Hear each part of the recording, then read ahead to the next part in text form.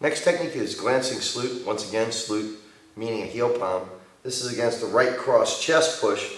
So that as I'm being pushed, I'm stepping forward and allowing my body to turn, which allows their momentum to continue forward, and their push allows the arm to straighten. We're also helping it to straighten and attempting to break it with a scissoring type block. At this point, I'm going to crane down the broken limb and glance the heel palm, thus getting the name glancing salute.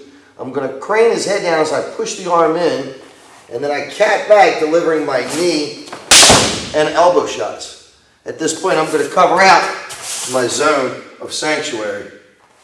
Come on out here, Mr. Davis. Stand over here, sir. So Mr. Chris is pushing at this my right shoulder. I'm allowing him to just continue his momentum past with the upper body, but I'm stopping his base with the leg check. I could end the fight with the leg check and put him down alone, just to give you the idea of the effectiveness of a leg check. Come on back up, sir. As he's pushing, my right hand tracks, so I'm catching it with frictional pull up the arm right on his center line, canceling his center line. At this point, I'm going to crane down the arm. As I crane, I glance the heel palm right around the man's head, and I'm going to push the arm in front of him so he's checked off. Cat back, deliver the knee, followed by the elbow, and then I'm going to cover out to a zone of sanctuary. Once again, sir. He pushes, catch the break, bring him down into the heel palm, head comes down to the knee, and the elbow shot. Let's try it from another angle. Got it. Okay, push again slow, please. So we break, we bring him down into the heel palm, we bring his head down, we cat back, knee and elbow shot, and cover out. Come on back up, sir. One more time, real slow. So this break, again, as I get the break, I don't want my hand to come down and get bone trapped in my hand. So as I do it, I want to contour this part of the arm, not over here, because the bone's going to stick out on this side. So when I come down, I want to come straight down, bring him in, knee and elbow shot, cover out to my zone of sanctuary. Let's take it from another angle. Mr. Chris pushes, we get our break, crane and heel palm, head comes down into the knee and the elbow. And once again, real slow. Break, heel palm. This is where the technique gets its name. I've got him checked off with this hand, checked off here. I bring his head down. I cat back. I deliver my knee. His head comes up right into the elbow shot. Thank you, Mr. Chris. Let's see what that looks like. Keep that. You got that on tape, right? And that's right. Our next technique is 5 swords. This is definitely a Kenpo favorite. 5 swords, I tell a lot of people when they're learning it, environmentally, maybe that's one reason you can't step back. You want to just step into the person's center for numerous reasons. You could have a crowd, moving traffic, what have you, but you are stepping forward in the technique. So when you step forward, you're bringing up both hands to block. You can deliver your first chop to the person's throat, eye poke, uppercut, he bends over. You're going to move out of the way, turning his head, and then deliver your chop to the carotid artery. You cover out to a safe zone. Chris, come on out. Let's take this one from over here, sir.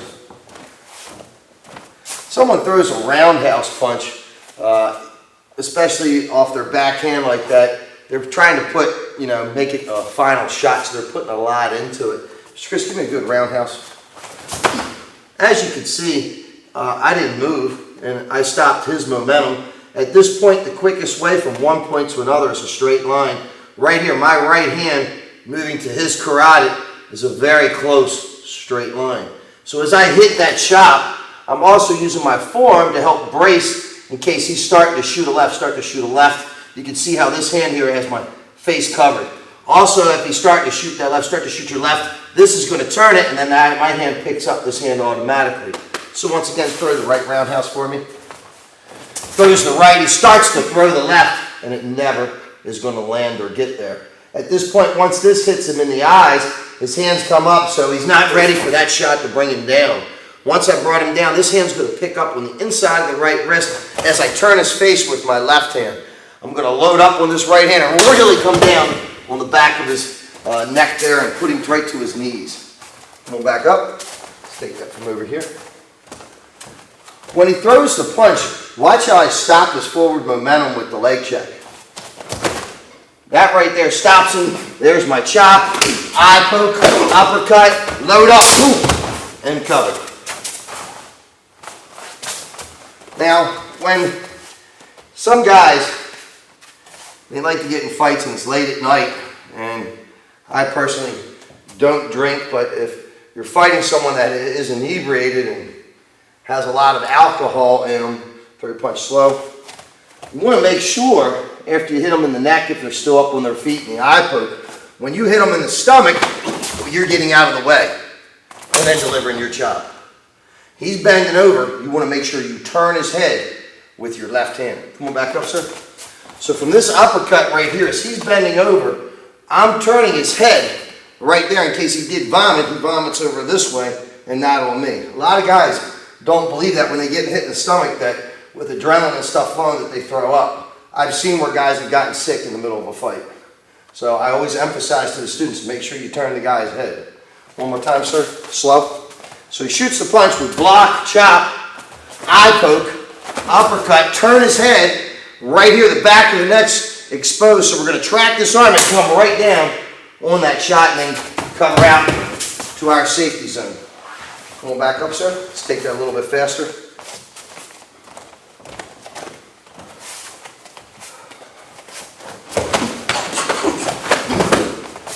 And one more time.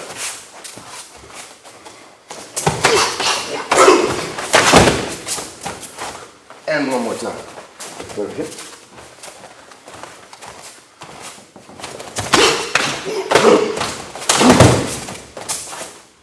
And one more time.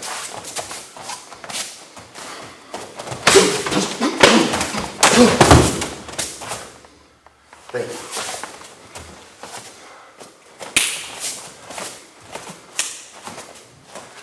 You okay?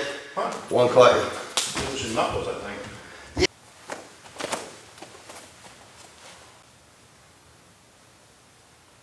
Our next technique is buckling branch. Branches representing legs. This technique is against the left front snapping ball kick, stepping through. Technique starts as the person throws the kick. I'm going to get out of the way and get off the line. Delivering my down block. Get my hands up and check. Kick to the groin, plant a twist. Side kick, cover out to a zone of sanctuary. Mr. Hawkins.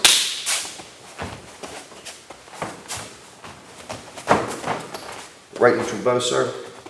So as the kick's coming at me, the most important thing to do, of course, is to get out of the way. So I'm out of the way, and I want to catch him coming down with the kick. At this point, if he's too close, my hand's checking his upper body. My knee can move his lower body, and I can deliver the side kick if he's in the way. Come on, back up, sir. Once again, he shoots the kick. I'm out of the way. I kick to the groin. Deliver my side kick to the leg. I don't have to bump him in the butt with the knee. It's just something that I like to do. Come on, back up. It's not written in there. Be a little bit more graphic with it. Some people, when the kick's done, if you get a person that throws the kick and kind of just leaves it laying out there with you, some people like to pick it up and catch it. It's not something that I like to do, and they try and deliver the kick with the guy standing. Come on, back up, sir. I prefer when the guy's shooting the kick just to be out of the way, because the best thing to do in a fight is get out of the way, and then try and catch him as his foot's coming down. So my foot's coming up. So as his body's coming down, he's running into the foot, getting colliding forces on my front snap kick. Once again, he shoots the kick, and then put him down. Now the last side kick, come on back up, sir. Let's turn around. The side kick that's coming down, it's coming, tracking the top of the leg and driving into the knee. Come on back up. The other choice is to take it low and hit it in the calf and put him down. Either way it works, but they're your targets on the leg. You get A or B. Some people have talked about hitting in the ankle. If you do that, you might fall back on you. So the idea is to try and keep him forward. Once more, let's shoot the kick again. So as he shoots the kick, I get out of the way. If his foot already came down, he could possibly turn sideways as I shoot my kick, and then we're equal again. I'd still be able to probably land my shot and go into something else, but it wouldn't be buckling branch. Fighting stance, take the kick a little bit faster. That's about the timing I'm looking for to catch it. One more time, from a different angle. Fighting stance, shoots his kick.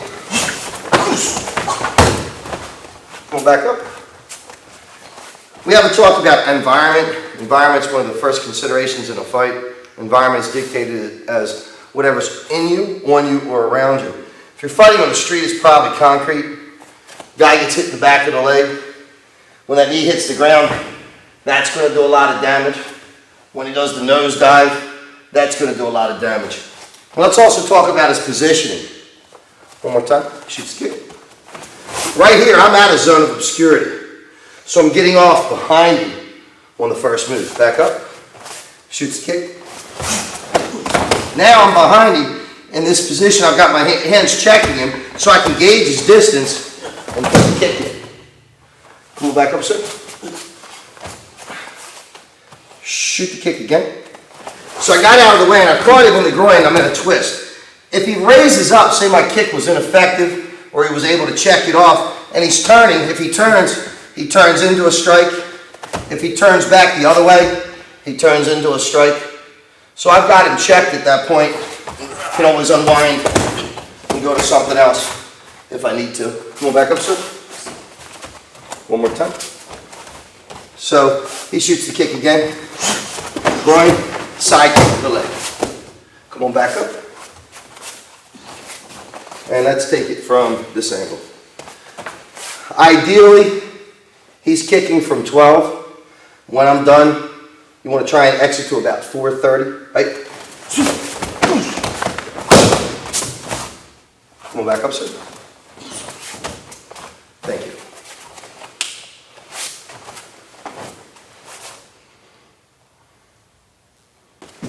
That's what it sounds like, right, Leslie?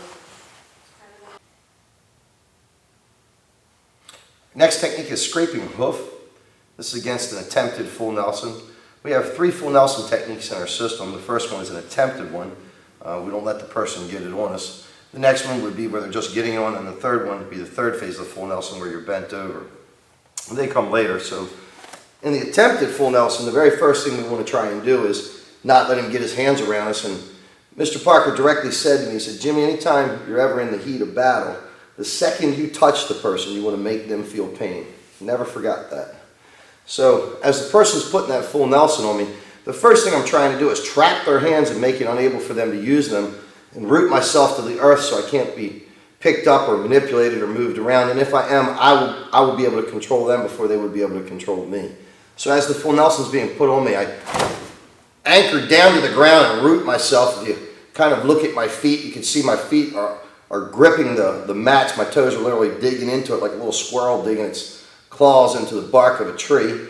And I've got the guy's arms trapped and I've headbutted him directly in the face. It's possible the guy might try and duck his head out of the way so the headbutt might not land. At that point I curve my hips and I kick my hips over toward 130, so my hips are square toward 130, and I'm going to strike the inside of his left leg with my heel of my foot and then kick out his right leg and scrape down. I'm then going to turn my hips and I'm going to strike the inside of his right leg with my heel, kick out his leg and scrape down. And then I'm going to claw his face, creating that zone of obscurity.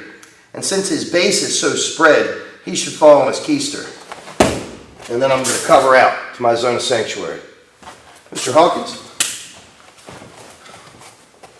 So as James is putting the full Nelson on me, I headbutt him and root myself to the earth and trap his arms. I then turn my hips, strike, strike, turn my hips, strike, strike. And then I'm going to cover out to a zone of sanctuary.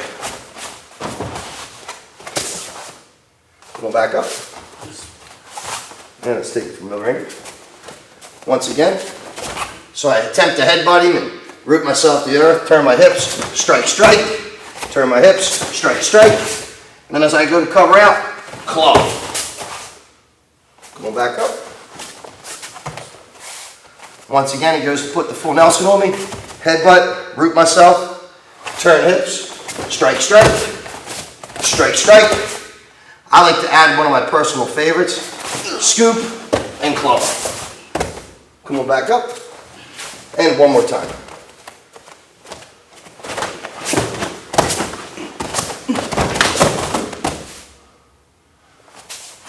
Thank you.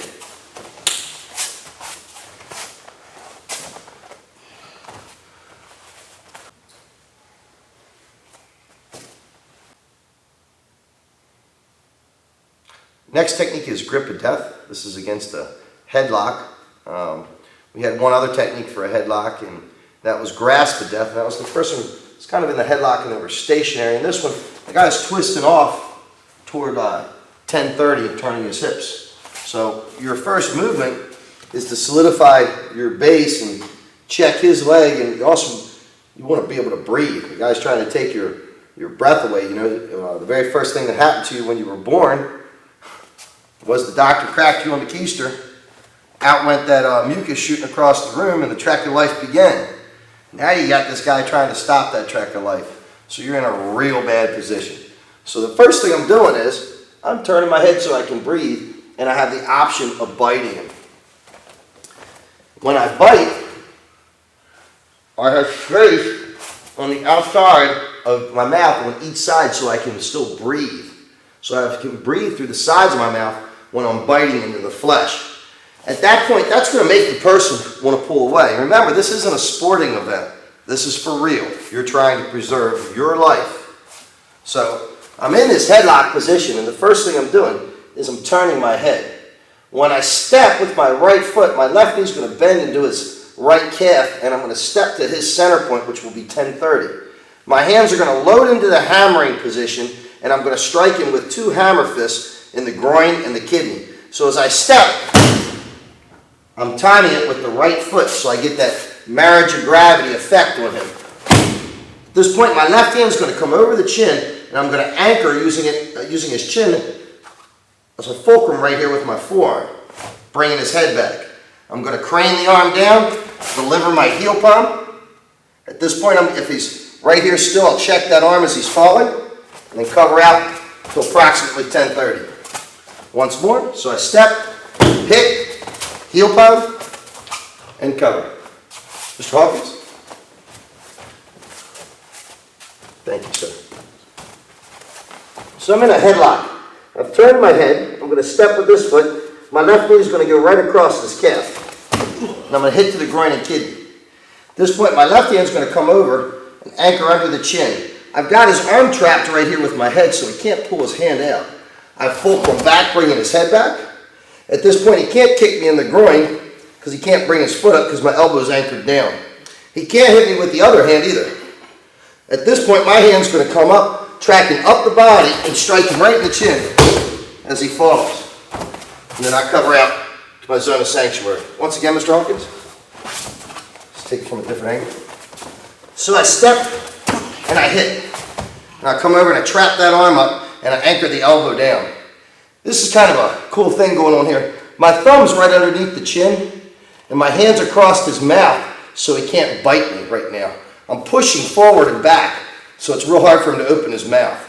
I'm clamped down on it, anchored, so he can't kick or run away, and I've got this hand trapped.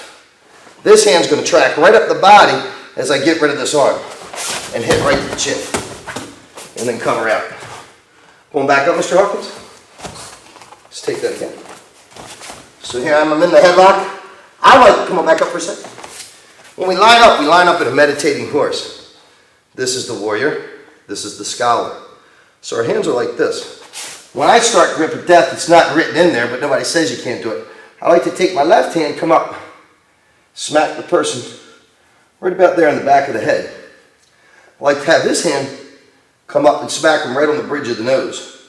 So when I start my move, I ricochet it right off my hand and strike him in the groin and kidney. Getting a little more for my money there, and that'd definitely help to loosen up his grip. Come back up here, Mr. Hawkins. So if you watch this, I'll do this real slowly. This is catching his head, this is striking the bridge of the nose. I step off and I hit the groin and kidney, and I come over. Hook the eye socket, if I have to, bringing his head back. Pull down on the arm, give him that heel pump. Come on back up, Mr. Hawkins, let's take it a little bit faster.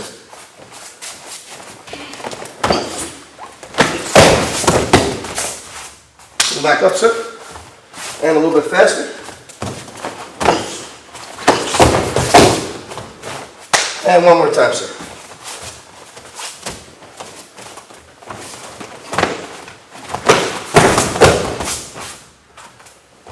And one more time. Real slow.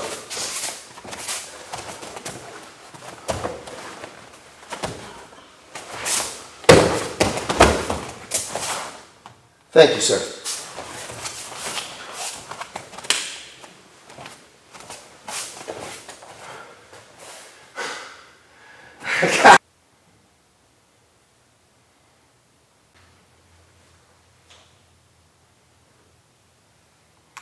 Our next technique is repeating mace. This is for a left push. So the person is pushing, my left hand is coming up doing an outward parry. My right hand is going to rake across the kidney. As I do that, I'm going to use my body to reorbit the back knuckle to his rib cage. So I'm going to bounce it right from here. Some people, they hear the slapping of the uniform and stuff in Kenpo and they think we're beating ourselves up. We're using our body to reorbit the back knuckle as I'll demonstrate. And I'm also going to utilize what we call opposing forces. My left hand, if I've got the hand in repeating mace, I'm going to make a pulling motion as I do my back knuckle. If I lose the hand, well then I'm just going to bounce the back knuckle and check his arm. And I'll demonstrate as I do it on the body. But as the person's pushing, my hand comes up and I rake and deliver my back knuckle. So as the person's pushing, I do my outward parry, rake, and do my back knuckle. You can kind of see my hands pulling right here, so I'll be pulling the arm into the back knuckle. At that point, I pivot my hips. If I've got the elbow, I might be able to get a dislocation here, deliver my looping down roundhouse, and cover out. I'm going to have Mr. Hawkins and we'll demonstrate that for him. Whenever working on the body, you want to be real careful. You want to practice safety. One of the things that we like to do in Kenpo when we practice, we like to get the response from the person, but without really hurting them. So when I do my technique with Mr. Hawkins, I'll be hitting with my knuckle right here and then raking across. If I do that, I might hurt him. And I love Mr. Hawkins, so I don't want to do that. But what I'm going to do is I'm going to give him a good swift slap right across his kidney here in place of a knuckle. And then when I hit him with a back knuckle, I'll be leaving my hand loose so I don't hurt him. When we hit, we leave our hand loose so we don't hurt each other. If you were to leave your hand tight, you would be doing so much damage, the person wouldn't be able to get back up. So as he's pushing, my hand comes across race and back knuckles. You can kind of see the effect that has on the body there. At this point, I turn, and I'm going to get a possible dislocation there, and then I'm looping down roundhouse on his leg. Coming back up. Let's turn this way. So once again, as he pushes, and coming back up. Let's talk about that a little bit. So as he's pushing, and I catch this shot here with the knuckle, and his body kind of turns off, which opens up this area over here for the back knuckle. Come on back up, sir. So it's going to make his body fold forward. That means his head will be forward for the kick into the leg, so when you kick, he's going to go right where his head's leaning toward. The human body is kind of like a child's top. You spin the top, whichever way the top leans, that's where it falls. So it's the same way when you hit the person. Wherever their head's going, that's where their body's going. So as he's pushing, and I rake and back knuckle and check, look right where his head is for my kick. That's right where he's going to land from that kick right there. Come on back up, sir. Let's do it again for a different angle. Once again, he pushes, checks, delivers the kick, and there he is. Come on back up, sir. Now that kick, the looping down roundhouse, is starting here at the top of the leg and riding right into the leg to cause that buckling type effect. One more time, sir.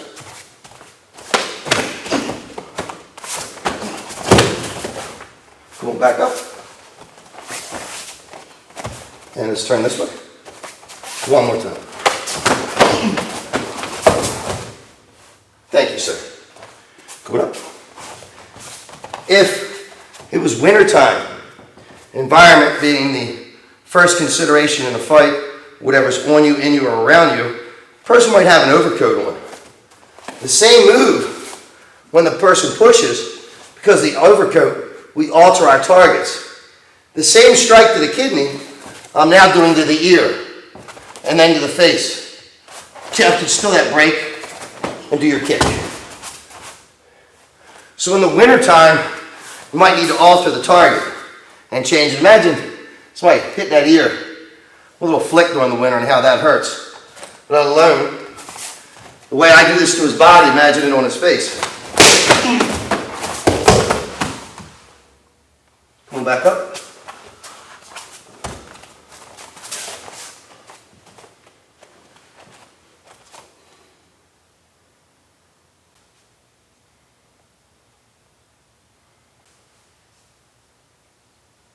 The next technique is shielding hammer. This is against a left hooking punch. We've already had a technique for a left roundhouse punch where we did sword of destruction. Well, shielding hammer, the person's too close to you to do sword of destruction, so you can't kick, therefore you can only use your hands. So that means this technique starts from being very close. So as I step back, the very first thing I'm doing is I'm still going to solidify my base. I'm going to block with my lead hand. I'm going to limit my target areas. I'm going to stabilize my base, and I'll have my other hand protecting myself. So I step back, getting a good solidified base, because if the person's close, right off this punch, there's nothing saying they can't grab. Even if he threw the punch, and I was able to save myself with this block, his head's going to be real close. He's going to be coming forward. So we want to make sure he comes forward into this strike. At this point, I'm going to launch my mass off my back leg, dip my elbow and poke him in the eyes. So I'm going to track his face to get my fingers in his eyes. Then my left hand's going to be shielding my face as my right hand comes up, covering out to my zone of sanctuary. Mr. Hawkins, come on out here, sir. Now, when I do the technique, beginners probably will not have the skill or the torque that I'm going to be able to put into the block, but when I do the block, the person's probably not going to be able to use that hand again, because they're going to be throwing it with a lot of force trying to hurt me. So as that punch is coming in, I'm stepping back, boom, trying to destroy that hand. Wow, take his face, and then elbow him and eye poke him. Come on, back up, sir. Let's take it from this side. So as that punch is coming in, the main thing you want to do, throw it real slow for me, is try and catch it. If it's coming this way, I want to catch it on the radial nerve. If it's coming, say he had something in his hand, on the nerve. But they're my targets. And a lot of beginners, you know, we teach them on the inside of the body to be below the elbow and above the wrist. So this is the margin for error that the beginner is dealing with. As you get better, this is what you want. This is where you're looking to be. This is where you're looking to try and pick his hand up, right there at the joint, so you can dislocate it. You dislocate that hand, he's not throwing it again. That's for sure. And now he's put his hand down, which creates an opening. If his hand's up, and my hand just tracks and hits him, you slap me. We hit each other. And now we can both do shield and hammer on each other. Come on back over here, sir. So right off the bat, when he's shooting that punch, shoot slow, that's my target. And you're going to get on his nerves. When you get on his nerves, that's time to turn his face so he can't see you. Now let's affect his breathing and blind him. That's cause and effect. So you're not just seeing the technique, you're hearing about the cause and effect that it's going to have on the human body. This way you're not testing speed, skill, or strength. Come on, back up, sir. Throw it again real slow for me. So I step back and I get on his nerves again and he goes to throw the right. Oh, now we've taken everything away. Now when I come in, I want to catch him there and with the elbow. Now my hands come up and I shield myself from the dead flies flying up from his carcass. Come on, back up. Let's take that again.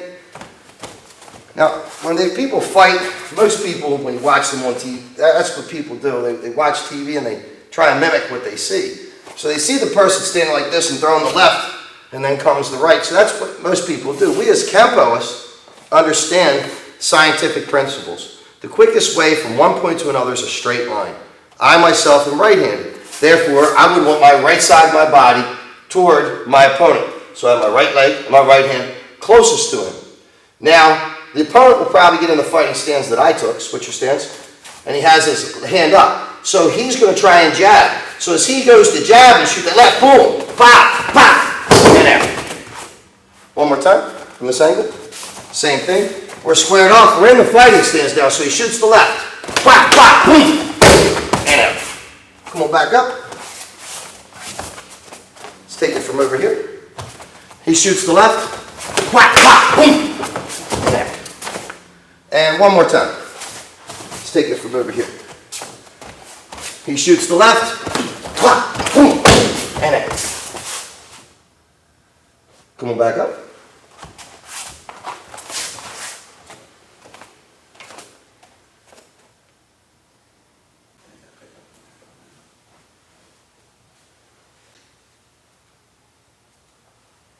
Next technique is reversing mace. This is for a left step-through punch. As the person shooting the left, the most important thing, of course, to do is get out of the way. So we're in a fighting stance, we're in a right neutral bow, and our hands are up. And the first thing you notice I'm doing is I'm framing my face. I'm using what we call half of a picture frame. That means the punch isn't going to be a roundhouse. You know it's coming straight down the middle. He could shoot a right, he could shoot a left. There's no guarantee which punch is coming. But as he does, my right foot's basically going to work like the center of a compass. And as the punch is coming, my left foot zones off, which means the punch is now deflected and my hand reverses, because the fist means mace. As it does that, my hand recoils off the arm, delivering my back fist. Then I'm going to check the elbow and deliver my looping down roundhouse kick. Come on out here, Mr. Hawkins. James is, when we do this, we're going to do it the first time from a right neutral bow stepping through. So the person's here and he shoots the right, and I step off parry, back fist, check, and deliver the kick. That's pretty much standard version of reversing mace. Remember in Kenpo, we're supposed to elongate circles and round off corners. So as he's shooting the left, I can also take it where I catch him in the face there and do the technique. My personal way, come on up, James. As the person's shooting, it shoots slow, and you step off, you can just check it and still do the same way and deliver the kick. Come on back up. When I do the move the way I like to practice it,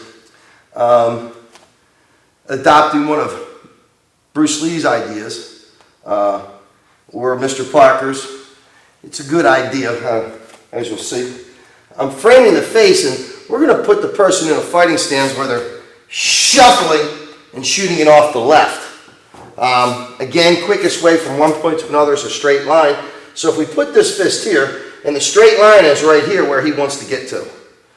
And then he's going to shuffle as he does it, so the mass of his body is behind the jab. Mass times acceleration generates force, or as I like to say, pain.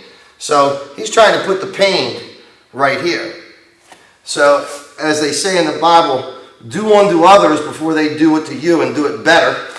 So as he shoots the left, I shoot my right as I step out of the way. He's probably going to want to grab with both hands. And I say, not today, Mr. Hawkins, and deliver my move. Come on back up. Let's take it from a different angle. So I'm here, he shoots his left. Come on back up. Once again, he's in a fighting stance, he shoots his left. Come on back up. Once again, he shoots his left. And one more time. He shoots his left, he gets hit, checks, back fist checks, and kicks. Come on back up, one more time. So right off the bat when he shoots the left, I create the zone of obscurity. he can't see in the middle of the fight and he's been hit. Now I don't let him grab what hurts. Then I affect his breathing. Then I break the elbow, and then I take away his base. Come on back up, sir. And one more time, let's take it a little bit faster. He shoots the left. Thank you.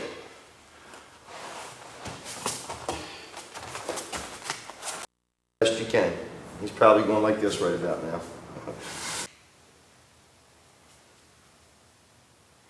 Next technique is thrusting prongs. This is for a front bear hug and your arms are pinned. When you grab, the very first thing you want to try and do is tuck your chin to protect your face. Also, as you step back and solidify your base and thrust your prongs, his head would probably drop forward and land on yours unless he puts it off to the side, which is possible also. You're just driving your prongs into his bladder.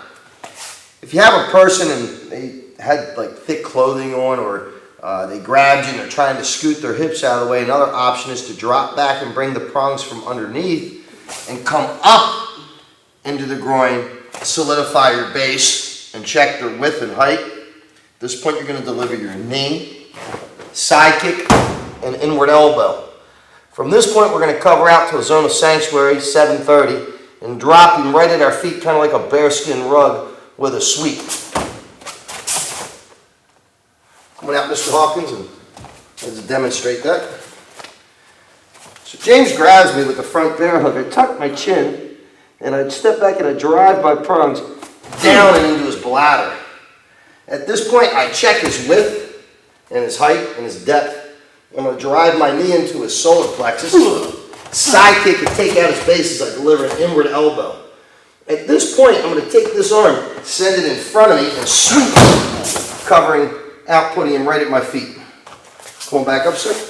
Let's do that again.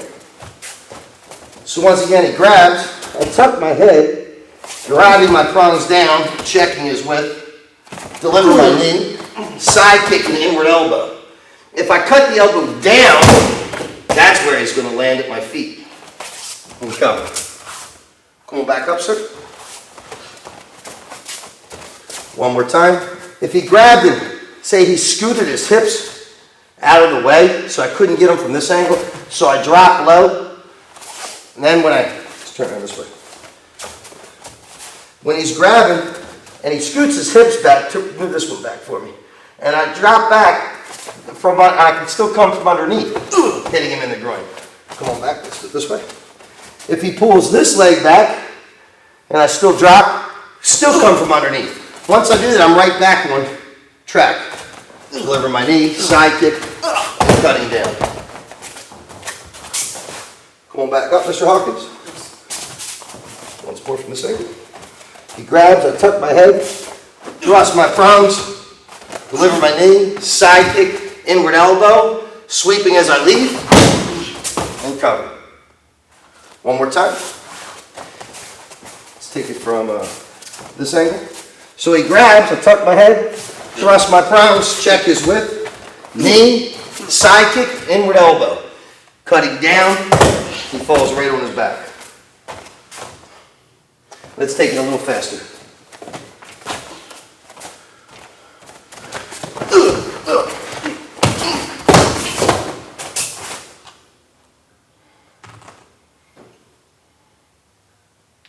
Come on. Checking the storm for me. Our next technique is twisted twig. This is for a front wrist lock, and the person has your wrist bent. So as I'm in the wrist lock, the first thing I'm doing is I'm placing my hand on top of theirs. And when I say place it, I mean strike it on. Once it's struck on, they're going to want to grab their jaw. So I'm going to clear the person's hands down, bringing their hands down to their thighs. So I'm in the wrist lock and I step in, elbow, down, elbow, elbow, drop. One more time. So I step in, the elbow goes into the chin. Notice I'm dropping my height. I clear the hands down. My left hand's going to catch the jaw as my right hand catches, as my right elbow catches the other side of his jaw. You actually want to go a little higher with this in the jaw. You want to catch them like right along the temple and let the elbow catch the jaw. So I'm hitting on an X pattern with my strike. At this point, I'm going to elbow to kind of keep him up into the solar plexus, then drop into a reverse bow, and as I like to say, bust that cup. Come on in the floor, Mr. Hawkins. Let's try this one. So this, for a person to know this type of wrist lock means they're experienced and they know what they're doing with the wrist lock. Trying to use it as a come along, maybe nail you to the ground as a submission type hold, break your wrist, mox mix, bunch of different choices. So the first thing we're going to do when he puts that wrist lock on me is hit the hand, elbow to the chin. Bring the hands down, strike, elbow, and bust that cup. Just like that. Come on up. Let's do that again a little slower. So he has the wrist lock on me. By placing my hand here and stepping into the leg check, brings his head forward right into that shot.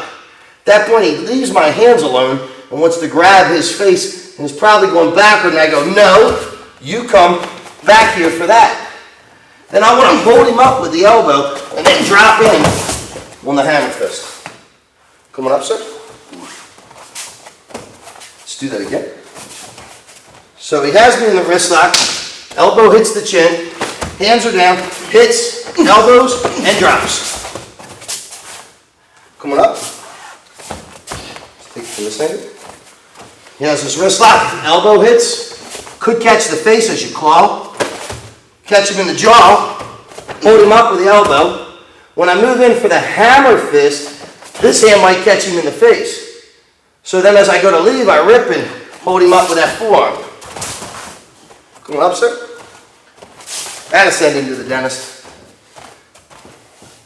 I really believe that this first shot will send him to the dentist.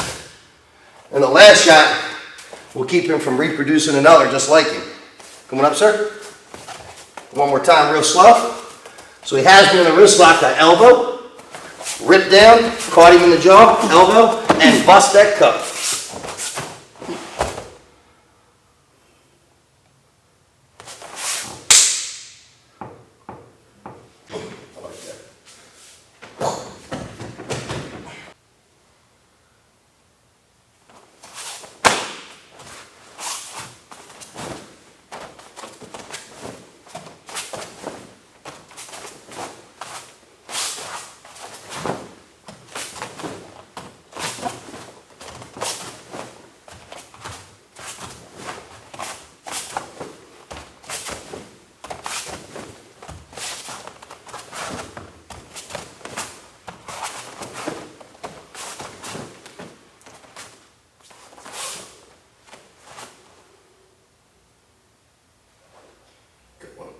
One more for me, please. He's going to do one more. James, pause more on the corners when you cover. Yes, sir. And settle. Second one's the one that we want. That was the good one. This will be the good one.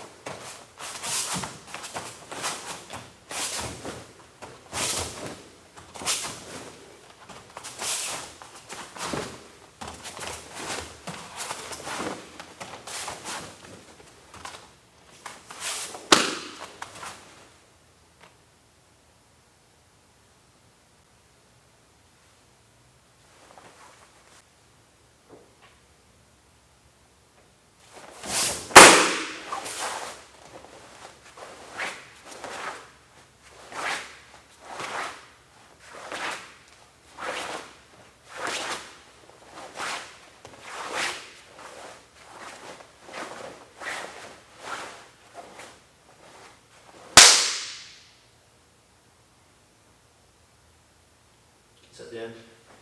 Okay, let me get that one more time. I'm gonna get it a little tighter so I can get all the blocks in. Run through the range of your arms. It's just swing your arms out.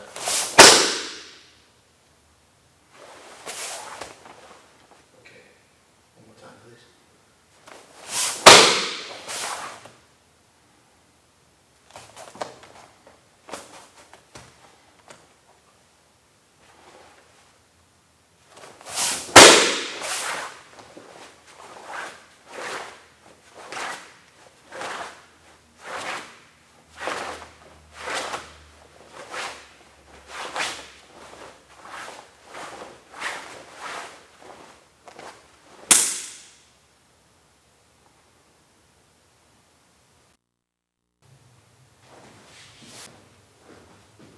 Look at me and smile.